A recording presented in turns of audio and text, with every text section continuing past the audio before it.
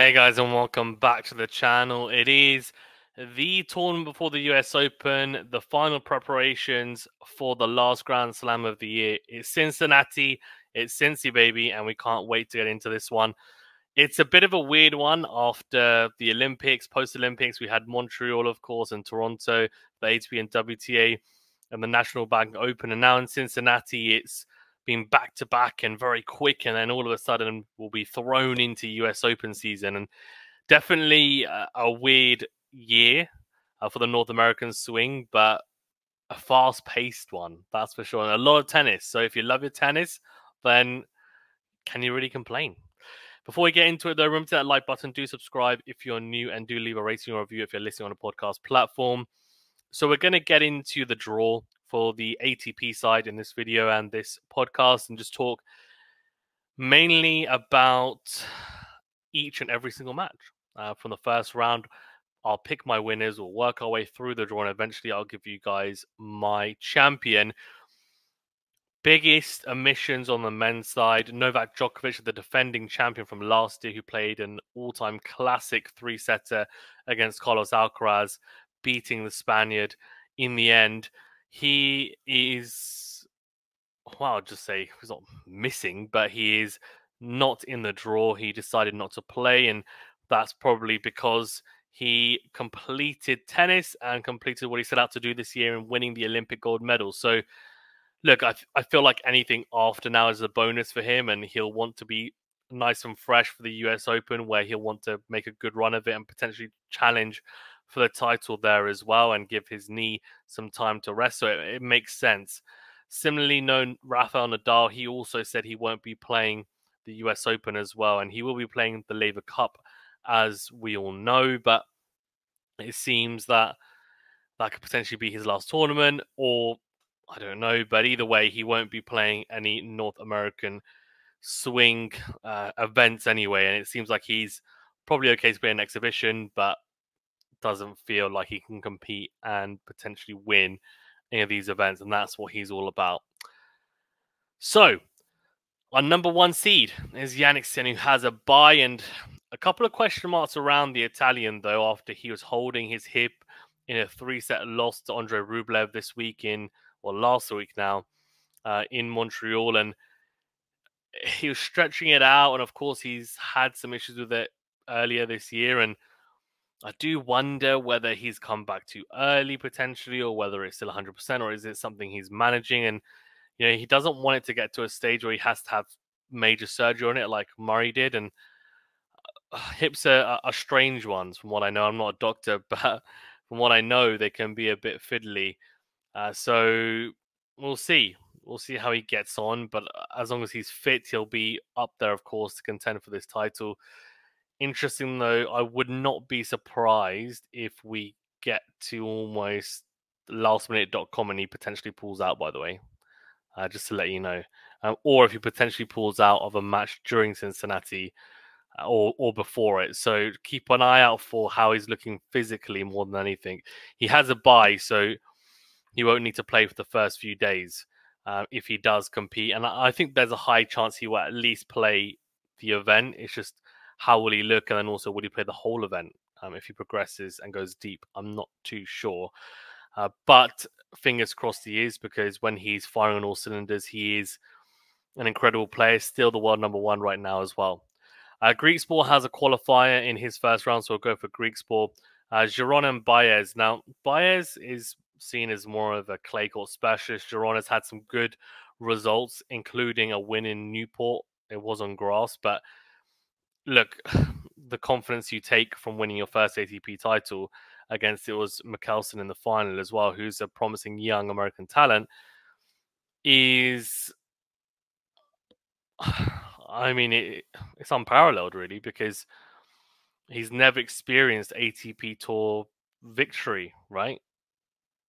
At that level. So to finally get it, and now to come in for the rest of the year, he will be on cloud 9. I'm going to go for him to beat Baez. He's playing some of the best tennis of his career, if not the best. Jordan Thompson, it plays Ugo Humbert. Thompson, playing again some really good tennis on hard court. He's had a great season, has Thompson, actually, to be honest. And I'm very much interested to see how his year-end ranking looks. And we get to the end of the year, where will he be placed? Because I imagine he will be potentially, if he keeps on racking up the type of wins and making the type of runs he has been, he potentially will be close to the top 20. I'm not saying within the top 20, but potentially close to it, if not even maybe breaking through. He plays a tough opponent, Ugo Humbert, in the first round. I'm going to go for Ugo Humbert is a tricky customer. Go for Humbert. Fritz and Nakashima. Good matchup here as well. Nakashima with some good wins, including a win over Tommy Paul last week. Fritz, of course, racking up some good wins generally this year, but didn't have maybe the Olympics he would have liked. Didn't get to medal in the singles anyway. I think he should get through Nakashima though here. Fields has a qualifier, and Pericard, who we've interviewed 3 times. In fact, it was myself who interviewed him 3 times at Wimbledon. Really nice guy.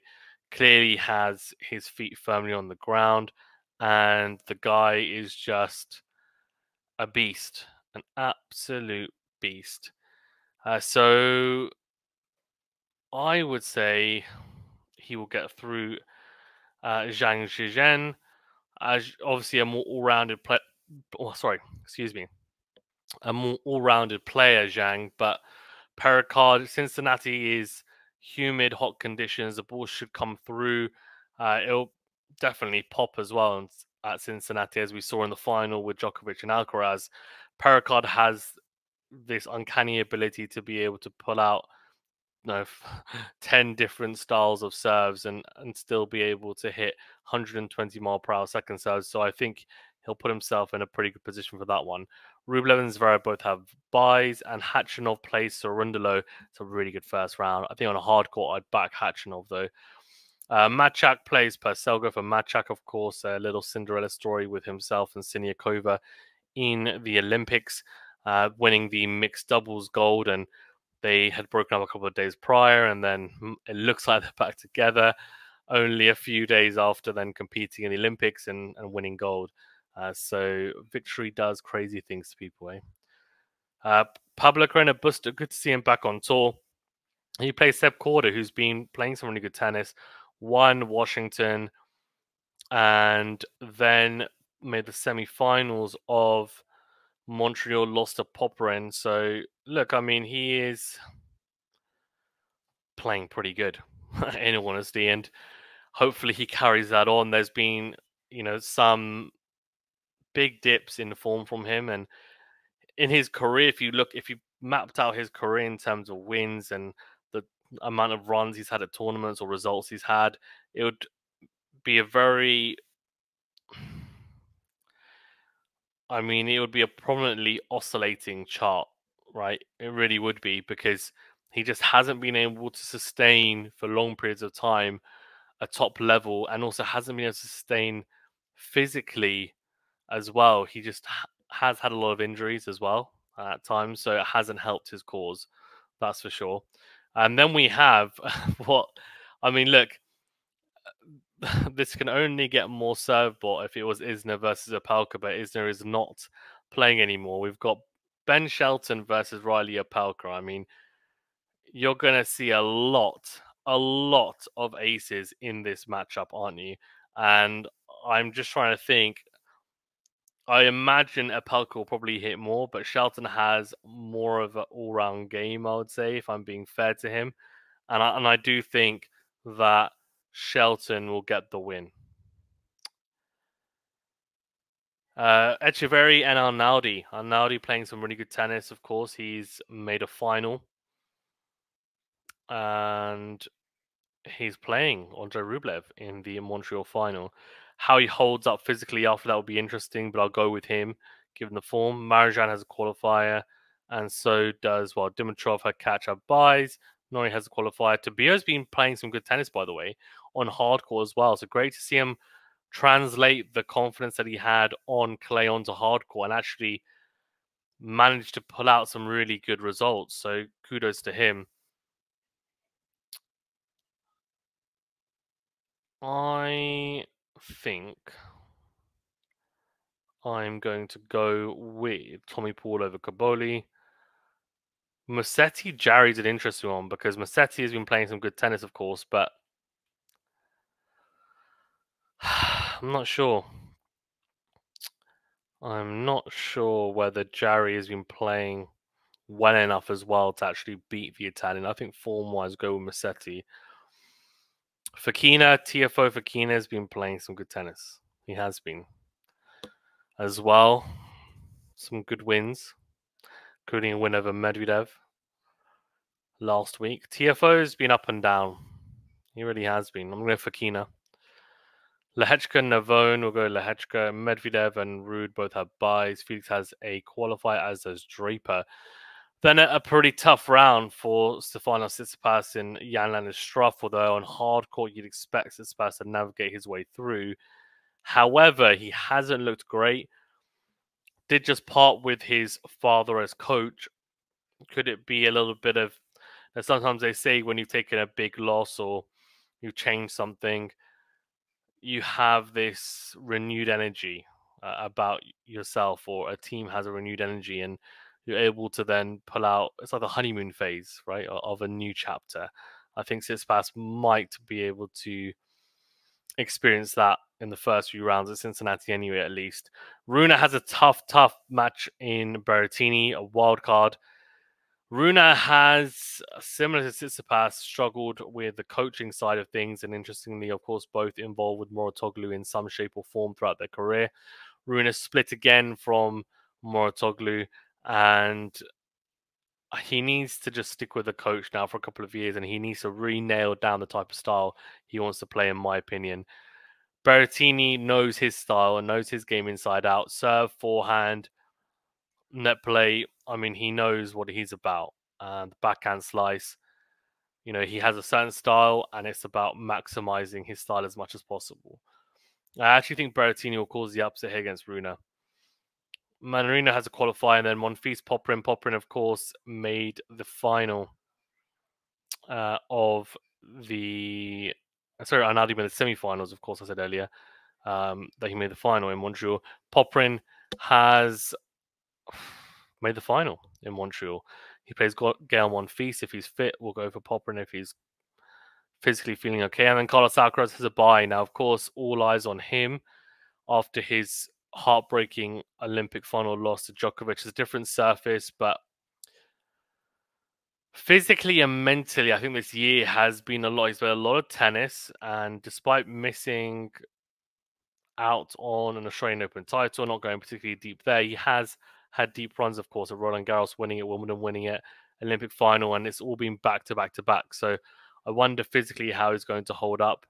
But the bye, of course, will help him rest a bit more. I think Sinner will be Greek Sport. Giron will be Humbert.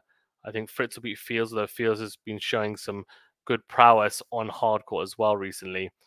I think, Pericard, Rublev, just depends on how Rublev is holding up after his final in Montreal. I think I'm going to go with Rublev.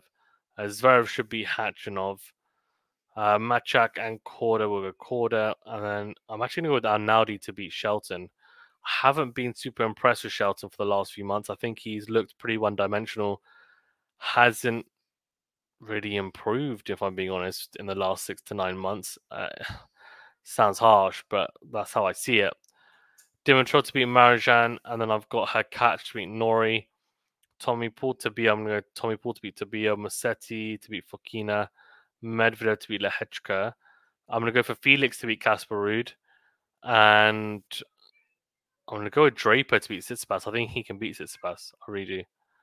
Especially, I don't think Tsitsipas likes playing lefties because they just attack his backhand so much, and Draper will do that. And one thing that Draper has going in his favor is that actually his backhand holds up quite nicely. So when Steph goes cross court, tries to whip those angles, I actually think Draper's backhand will hold up okay. Definitely hold up better than Steph's backhand in that cross court exchange. Berrettini to beat Manarino, and Alcaraz to beat Popperin. Sinner to beat Giron. I'm going to go Fritz to beat Rublev. I think Rublev's had, of course, a long week. I think Fritz will beat him. Korda, Zverev. Korda could definitely beat Zverev. We'll go Korda. Arnaldi, Dimitrov. Arnaldi, Dimitrov. I mean, that's going to be one speedy contest, eh? It's going to be one speedy contest.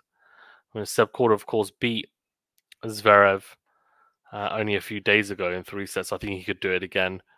Arnaldi, Dimitrov.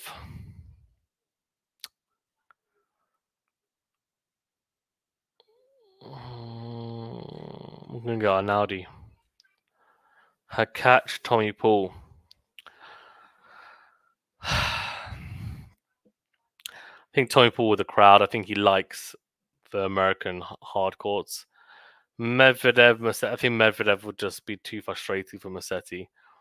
And Draper to beat Felix. I'm going to go Alcaraz beat Berrettini. So Sinner Fritz. So this is where I start to think, okay, well, he starts playing better players, Sinner. How does his hip hold up? We'll go for Sinner. And then Korda to beat Arnaldi, I think. Oh, yeah. Then we'll go... I'm going to go Tommy Paul to beat Medvedev. And Alcaraz to beat Draper. Then I'm going to go Korda to beat Sinner. And Tommy Paul to beat Alcaraz. I'm going to go a bit different.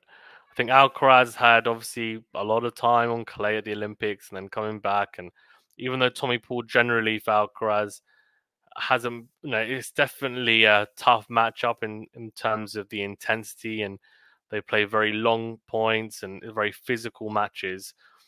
I actually think on an American hardcourt, Tommy Paul has a better chance than on grass or clay. So I'm going to go for Tommy Paul to pull out something special, and the same for Korda against Sinner. I'm still not convinced about the Sinner hips. I'm actually going for an all American final, which is interesting. I don't think I've ever picked that in Sebastian Korda and Tommy Paul, and I think my ATP Cincinnati champion. I'm going to go big here. I'm going to go for a breakthrough title for Sebastian Korda. He could lose in the first round now or second round, and it wouldn't surprise me because he's been very inconsistent throughout his career. But I'm going to go big. I'm going to roll the dice and go for that. Let me know in the comment section below who you picked and why, and also which matchups you're looking out for. And we'll see you on the live streams. We should also have some shorter previews as well for some of these matches. So keep an eye out for those. Thanks very much, guys. And we'll see you soon.